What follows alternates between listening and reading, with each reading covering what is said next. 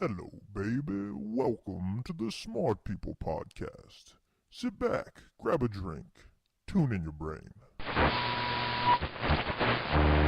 Ask not what your country can do for you. This nation will rise up. One giant leap for mankind. 760.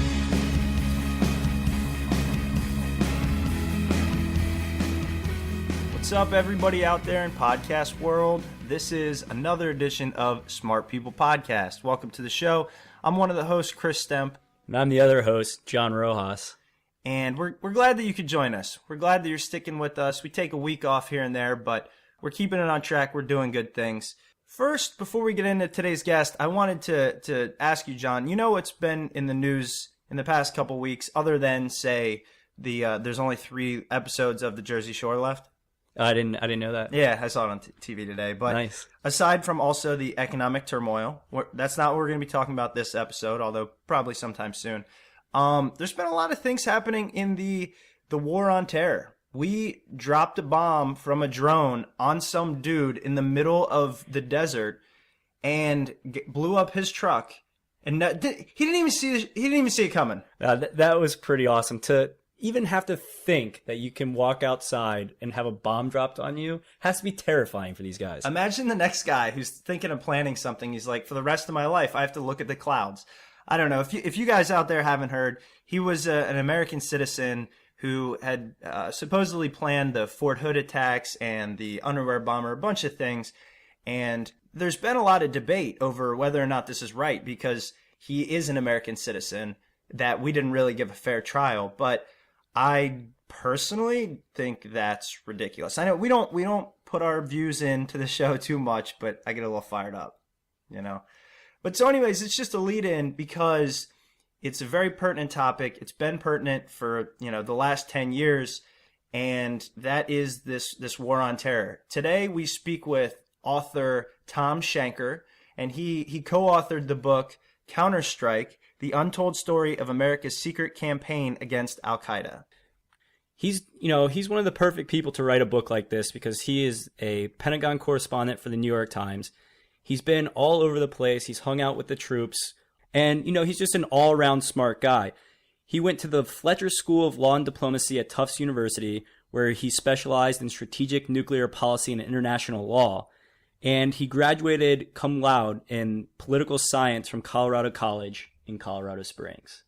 Yeah, and I personally got a chance to read the book prior to the interview, and it's an awesome book. It's so good because it reads kind of as a history book, but much more interesting and intelligent. He has the inside track on all this stuff because being the Pentagon correspondent for the New York Times for an extremely long time, he has sources, reliable sources all over the place that respect him and respect his ability to tell a true story. So you really get to see the reality of this war on terror. And the backbone of it is when 9/11 occurred, the United States didn't know what to do. I mean, we knew we could throw a bunch of money at the problem, but we didn't know how to go about it. And in the past 10 years, he goes through exactly how our campaign has changed, how our intelligence and our belief on how to win this war, or at least how to deter attacks, has occurred. And it's so cool because there's things that you wouldn't even think about. I mean, I know you enjoyed one part of the book where he talks about just the type of enemy we're facing. Yeah, one of the points that he made was how the terrorists were attacking bakeries and garbage companies just to make it look like the situation was a lot worse in Afghanistan than it truly was. If people can't get their bread, or if people see trash sprawled out on the streets, it's going to make the situation look dire and grim. So, these terrorists would go after bakeries and blow them up and, make people worry about not being able to get bread. And this was, I guess, similar to propaganda tactics that were used, World War I, World War II. And another example, he goes in depth on one of the turning points in the war when a random car stop was done by some troops on the ground, and all they were doing was checking a car that was out past curfew, and it turned out to be one of the biggest wins for the U.S., and the amount of information we gathered, it changed the way we were going to proceed for the rest of the war. So, we're going to let you listen to the interview with Thom. He's a super interesting guy, comes across really well, and we also encourage you to check out the book, which we'll have a link to on our website, smartpeoplepodcast.com. We encourage you to go there, read the post that we put up there. And while you're there, don't forget to click the banner for Amazon. Every time you're going shopping and you're heading to Amazon, go to our page, as Chris mentioned, smartpeoplepodcast.com. The Amazon banner is on the top, the Amazon search widget's on the bottom. Click those. It's absolutely free. And, it throws a little kickback to us for every purchase that you make for them or through them. And it really does help out the show. You guys have no idea how much it helps. We were actually just talking about getting new mics, so maybe we can improve the sound quality a little bit. Who knows? Absolutely. Here's Thom Shanker and our interview with him regarding Counter-Strike.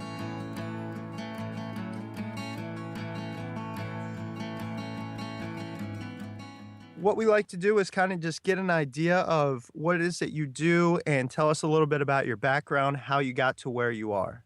Sure. I'm Pentagon correspondent for the New York Times, which is one of the greatest jobs in the known universe. I get to spend my days at the Pentagon talking to, really interesting people about really interesting problems. I also spend a lot of time overseas with a deployed force, whether in the combat zones of Iraq or Afghanistan, as well as in areas where, the troops are deployed in places where combat's not underway, such as Germany or South Korea or other places around the world. I spent quite a bit of my career overseas. I spent almost as much of my adult life living under communism as under any other form of government. I spent more than a decade living in the former Soviet Union, in communist Eastern Europe, and also spent 2 years based out of Sarajevo covering the war in former Yugoslavia. What had you living over there? Was it work or how'd that end up? Yeah, it was always, as a correspondent, I spent 15 years with the Chicago Tribune, and now I've been with the New York Times for almost 15 years, and I would not recommend going to such horrible places on your own. You definitely want to have the backing of a major institution if you're going to be spending your days in a conflict zone. I completely understand, and I have to say that your job does sound like a fantastic one. How do you manage to get to be the Pentagon correspondent for, one of the largest newspapers in the country? Well, I've been interested in military affairs for a long time. In fact, my wife likes to tease me that my very first byline was about the tactical advance of the Israelites who passed Pharaoh's forces owing to a meteorological event of the parting of the Red Sea. Didn't file that on a computer, but chiseled it into stone or wrote it on papyrus. I've just been doing this for a really long time, always interested in foreign policy, got into national security in grad school. And as I said, I've lived, in places where I've been on the receiving end of this stuff. I joked that my 5 years living in Moscow, my tax dollars were paying for nuclear missiles that were pointed at me. Wow. That is living on the edge of your seat, I must admit. Exactly right. I always wanted to ask for a refund on that portion of my tax check that paid for those Pershing II missiles, because I really did not want to pay for my own nuclear annihilation.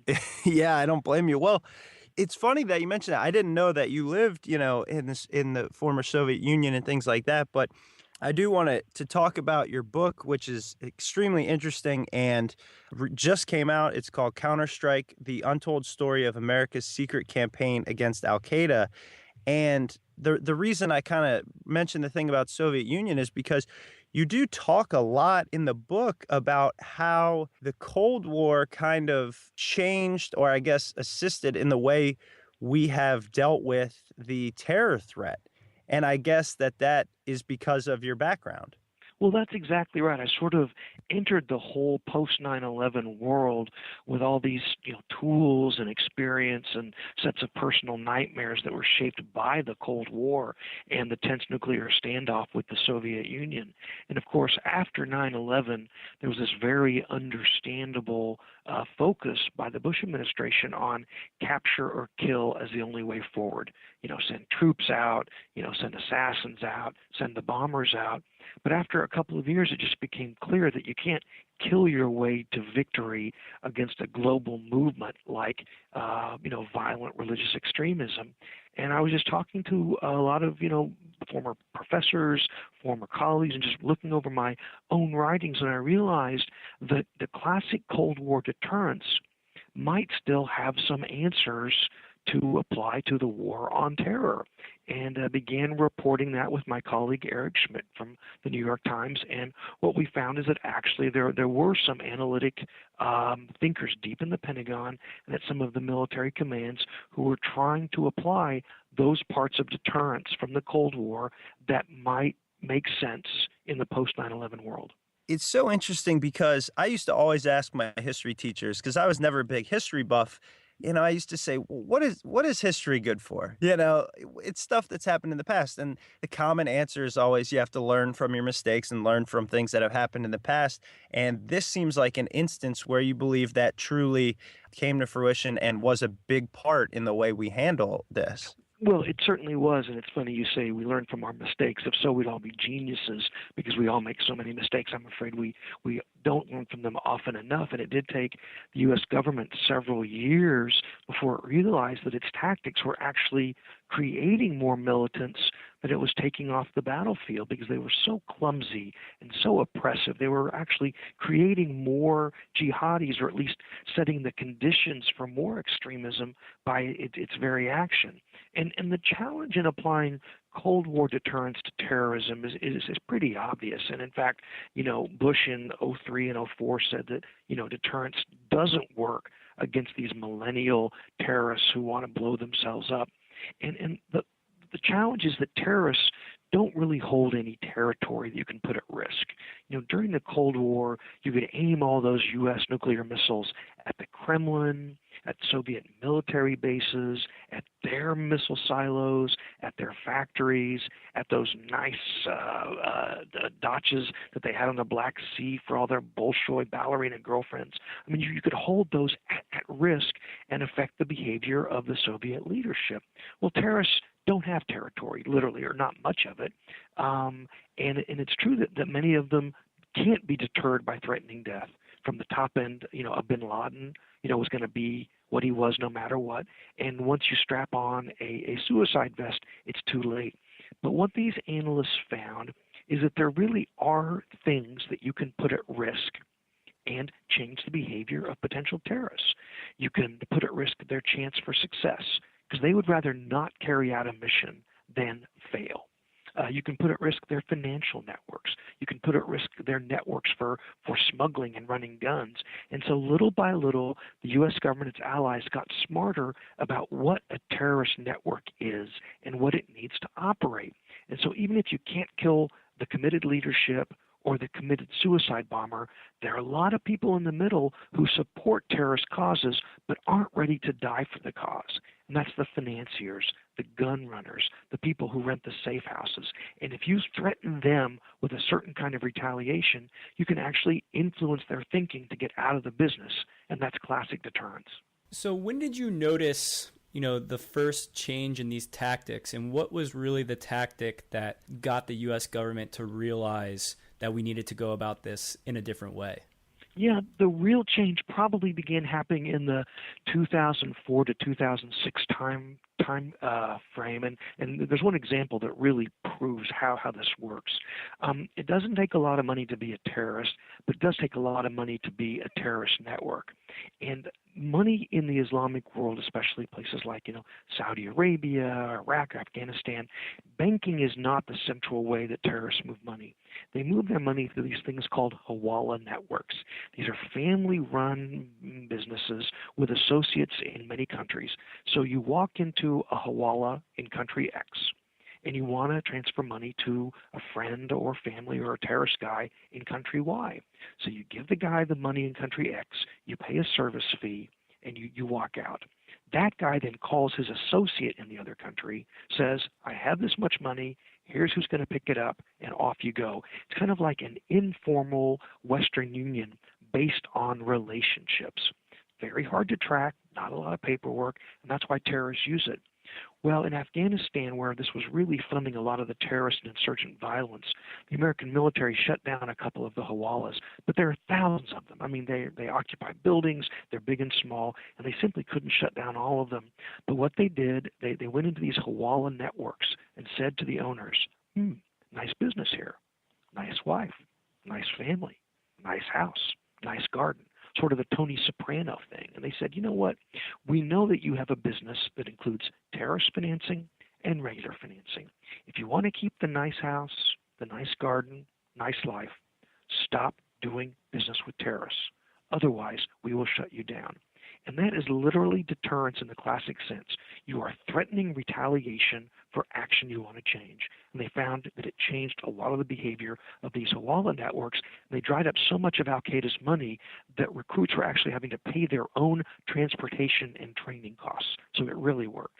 In the book, one of the things I love is how in-depth you can go and the knowledge you have about numerous, I don't know if I'd call them turning points, but just large events that have occurred in this war on terror.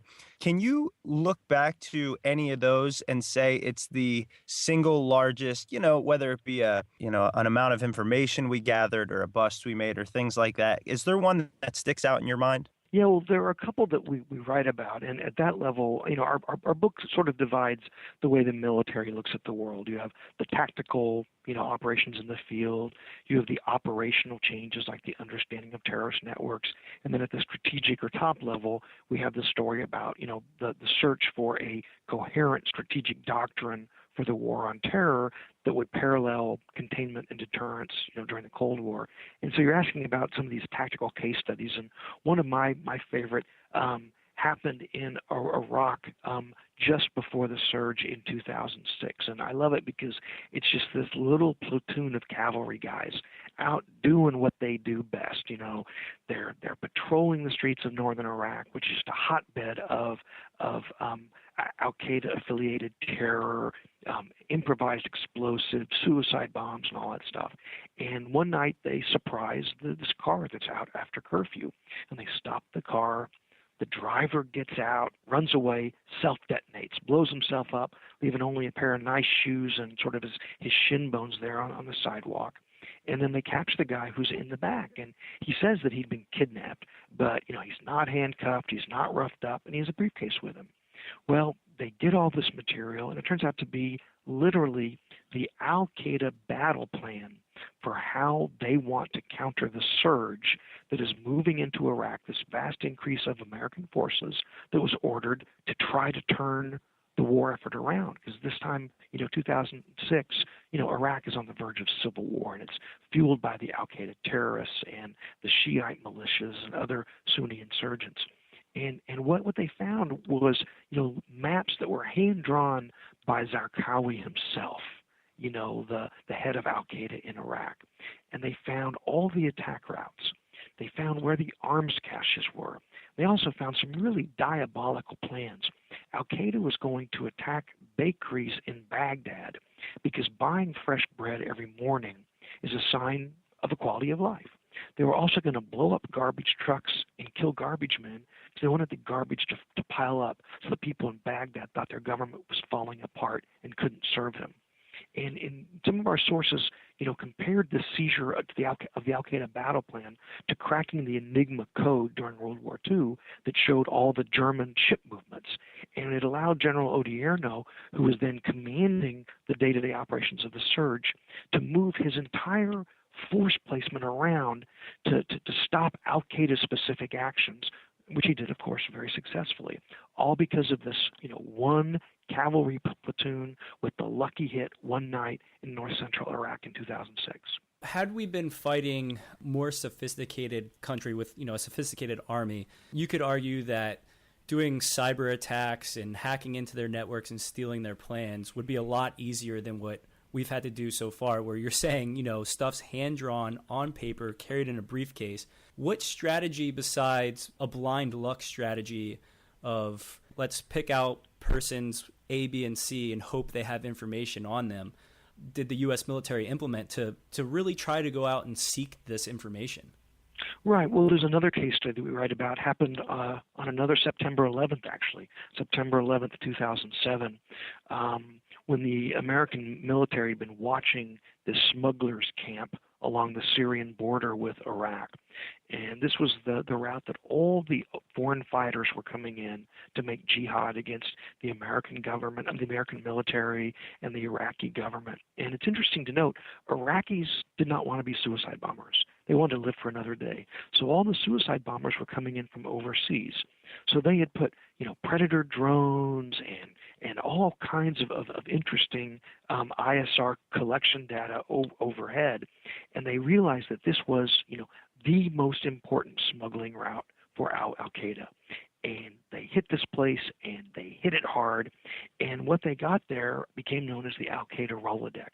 I mean, it was a list of where every suicide bomber from across the Middle East and North Africa was from, who recruited them, who inspired them, who bought their tickets and all that. As I said, it was called the Al-Qaeda Rolodex. It was fortunate because Al-Qaeda, in kind of a pathological way, is as anal about keeping documents as were the Nazis.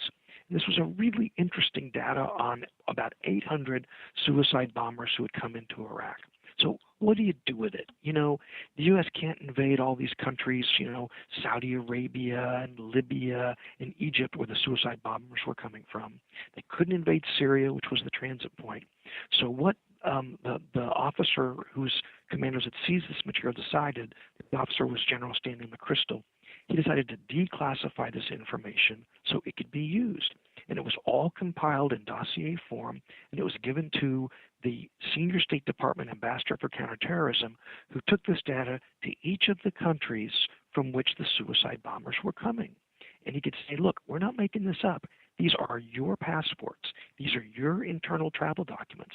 These are copies of airline tickets bought in your country that show that your citizens are making jihad in Iraq. Now, you may not care if they hurt the American forces or the Iraqis, but some of these are not going to end up being suicide bombers. They're going to be the guys who learn how to make the bombs. They're going to be the guys who learn how to organize attacks. And someday they're going to come home and they're going to be committing terrorism on your soil. So even if you don't like the U.S., it's in your interest to stop this. And General Petraeus, who was the commander in Iraq at the time, said this effort did more, this diplomatic effort, this exploitation of intelligence, did more to halt suicide bombing than any military action of the entire war. Wow, that's incredible. And, it's one of those things that as somebody who just only has the ability to get their information by watching the news, one of the things that I've picked up over the years is that if there's any real silver lining in all of this, it's that as a country and all of our agencies, we've learned to kind of work together. And then it seems from what you're saying, we've also been able to do that globally. Would you say that's correct, and that we've kind of finally been able to pass information through the agencies in an efficient manner? Well, certainly more efficient than 9/11, and so it's sort of a glass half empty, glass half full. To be sure, many of the walls or silos or cones that divided the U.S. government before 9/11 are quite a bit down. I mean, before 9/11, the spies didn't trust the soldiers didn't like working with the diplomats, nobody shared intelligence. That has improved greatly, even though it's still not perfect, but certainly the trend lines are in the right direction. What's going to be interesting as the budget is trimmed over coming years because of the global economic meltdown, and as resources, money and all that become more scarce, it'll be interesting to see whether these interagency competitions pick up again. Also, on this subject, I'm wondering, how is it that we have, here in America, not only avoided another large attack since 9/11, but specifically a nuclear threat, like a dirty bomb or something? To me, it seems so impossible to track all of these people, and not even track them, but to be able to disrupt them enough where they can't just go into a stadium or a train station or somewhere that's going to do, God forbid, more damage than was done on 9/11. It seems impossible, and I don't know. I mean, I always assumed by now we would have our second large attack. What's your take on that? Well, everybody had assumed that, and I think that what Eric Schmidt and I describe in Counterstrike is sort of a Darwinian process, if you'll let me use that phrase. The U.S. government has gotten better and adapted and evolved, and the terrorists are adapting and evolving. The difference is the U.S. government has to be good every day and lucky every day.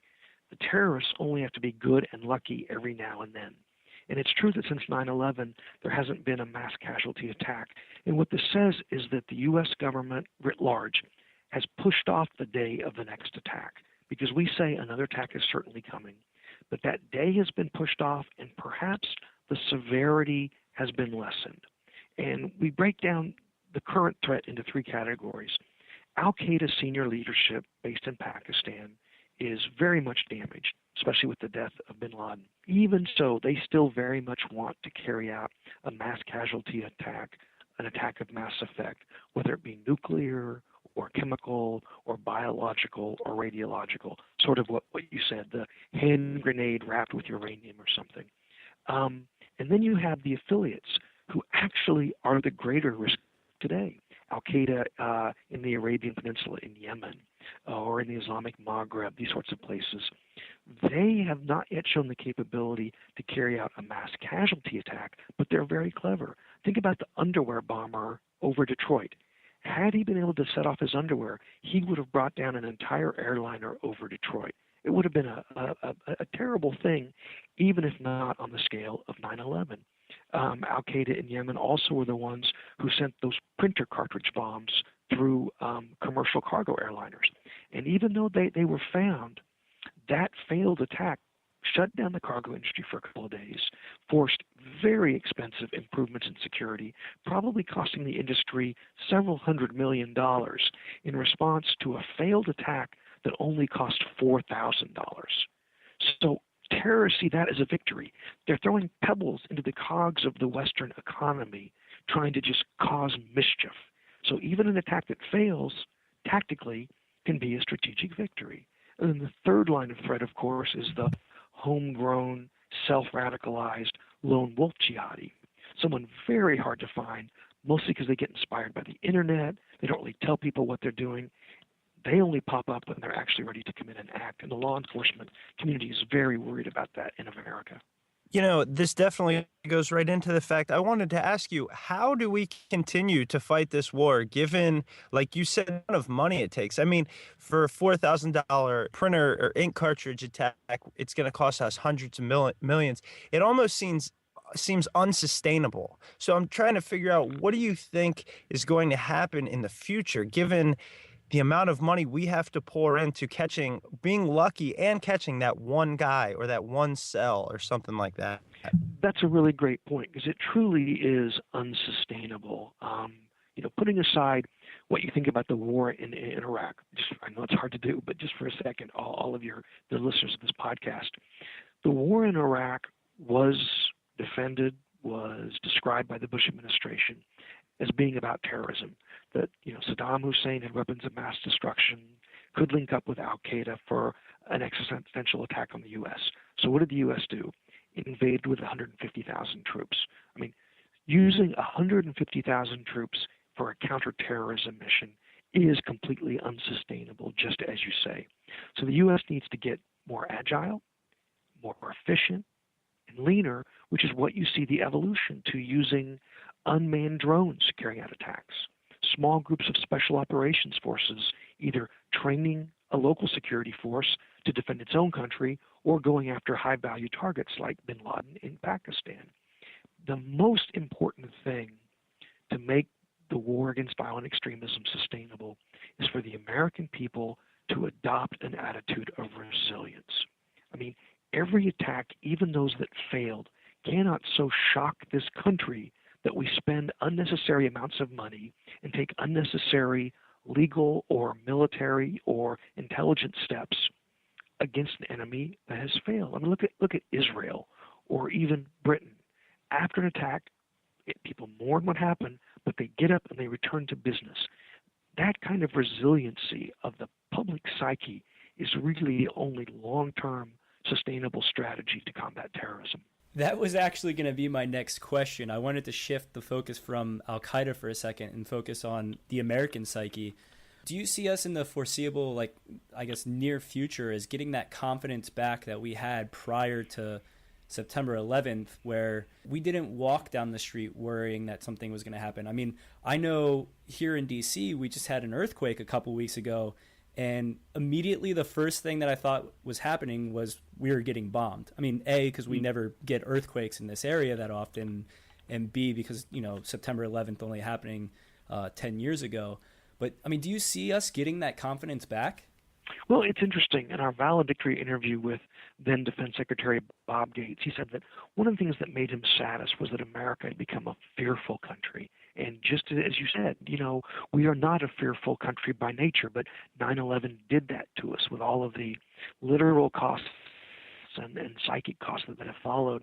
So the most important thing is for, the American people to realize that we can recover, that we're a strong country, and that no single attack is going to be, an existential assault on everything that we stand for. But it's also up to the politicians. I mean, you mentioned being here in Washington. I mean, it is such a polarized political environment right now that on issues of counterterrorism, Democrats, Republicans, left, right, are looking for weakness politically and rhetorically rather than looking at what is best for the nation. And in more traditional times, politics stopped at the water's edge. And when it came to discussing, international threats, Democrats and Republicans came together. And that's why it's so important at the top level for the president to be honest with the American people and say, we are going to get attacked again. There's no way to prevent every attack. And when we're attacked, we will do everything we can to respond and recover, but it's up to you to be resilient. But no president can say it that literally, because his political opponents will say, aha, within that resiliency, he's talking about how weak we are and how he's going to fail. And so that kind of discussion is not an environment that will lead to the kind of improvement in attitudes that you're asking about.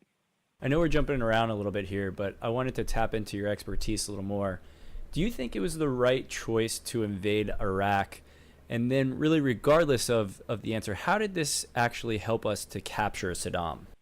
I mean, clearly had the U.S. not invaded Iraq, Saddam wouldn't have been on the run and sort of hidden in his hidey hole. Look, when the U.S. decides to invade a country and commit, sooner or later we're going to reach objectives like capturing Saddam Hussein. But I will leave it up to the history books to decide whether that overall war and, the vast cost of human life and blood and treasury was worth it. I mean, the two sides of the argument are pretty clear. On one hand, Saddam was not a nice guy, and, all the Iraqi people now at least have the opportunities to pursue, a freer and democratic way of life. At the same time, you look at what happened with the Arab Spring, and might those reforms and changes have happened internally over time without an outside invasion? Again, that's just a hypothetical that nobody can answer. We are about at the 25-minute mark, and I really appreciate the time that you've given us. It's been a great conversation. I know our listeners will love it. Again, your book is Counterstrike, The Untold Story of America's Secret Campaign Against Al-Qaeda. It's a wonderful book. Do you have any other websites or anything else out there that you would like to plug? Yeah, our book site is www.counterstrikethebook.com, and we post all of our speaking engagements and the reviews and other things. In fact, we will link to this podcast if you send me a link once it's up. Oh, absolutely, and we'll do the same, and definitely. We truly appreciate your time. Well, it was a great discussion. Thanks so much for your interest. I really appreciate it. Thank you, Thom. All right, Thom. Thank you. Yeah, sure. Bye now.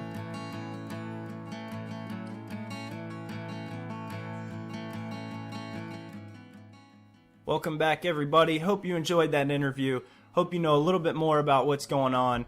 We encourage you to read up on it, stay up to date on what's going on with the war. It's a terrible thing that we all would like to see come to a close. And so the more educated we can be, the better. Knowledge is power, right? So anyways, here's the deal. We love doing this. We're going to keep pumping them out in between our jobs and all that stuff and take our time out. And we need some help from you guys. We just really need for you guys in any way possible, take 2 seconds out of your day to do something like go to Twitter and just follow us at Smart People Pod. While you're there, tweet the episodes to your friend, take a look at us, send some things around. We really appreciate that. And head on over to our site, smartpeoplepodcast.com. You'll find a contact us button there.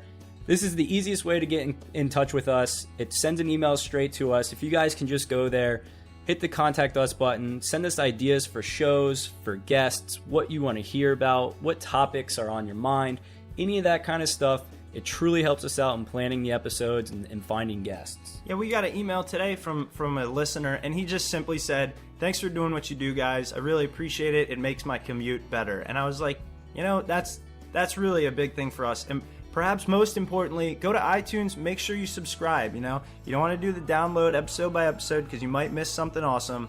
Subscribe to us, make sure you get every one. Rate us, give us, a 5-star rating, preferably, and let everybody else know that you enjoy listening. So we really appreciate you being here. And because of that, we want to even give you guys something back. We have 2 copies of Thom Shanker's book, Counter-Strike, that we would like to send to 2 lucky listeners. So all that we ask you to do is go to Twitter, SmartPeoplePod, and just tweet about us, use that hashtag, or go to Facebook, Smart People Podcast, and write a little something using our hashtag there. We'll get in contact with you, and we'll get you a free book. Thanks a lot, guys. Until next week. Pot it up.